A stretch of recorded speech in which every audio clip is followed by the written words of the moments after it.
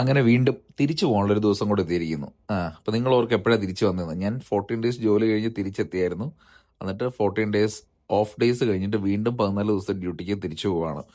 അപ്പം ഇപ്രാവശ്യം അവിടെ നിന്നാണ് സഡ്ബറിയിൽ നിന്നാണ് ഫ്ലൈറ്റ്. ഇപ്രാവശ്യം എയർ കാനഡയുടെ കൂടെയാണ് ഫ്ലൈ ചെയ്യുന്നത്. കഴിഞ്ഞ പ്രാവശ്യമൊക്കെ ബെയർ സ്കിൻ എന്ന് പറഞ്ഞ ഇവിടെ ഒരു എയർലൈൻസ് ഉണ്ട്. അത് പറഞ്ഞാൽ ചെറിയൊരു ഫ്ലൈറ്റാണ്. നമുക്ക് അത്ര അങ്ങനെ കംഫർട്ടോ ഒന്നും ഉണ്ടാകത്തില്ല. മാത്രമല്ല ഭയങ്കര കുലുക്കുമായിരിക്കും. അപ്പോൾ ഇപ്രാവശ്യം ഞാൻ അതുകൊണ്ട് ടൊറൻറ്റോ വഴിയാണ് പോകുന്നത്. എയർ കാനഡയുടെ കൂടെയാണ് ഫ്ലൈ ചെയ്യുന്നത്. നല്ല ഒരു സഡ്ബറി എന്ന് പറയുന്ന സ്ഥലത്ത് നിന്ന് ഒരു 40 മിനിറ്റ് ഫ്ലൈ ഉള്ളൂ ടൊറൻറ്റോയിൽ എത്തിയിട്ട് അവിടുന്ന് വിന്നിപ്പെഗിനാണ് അടുത്ത ഫ്ലൈറ്റ്.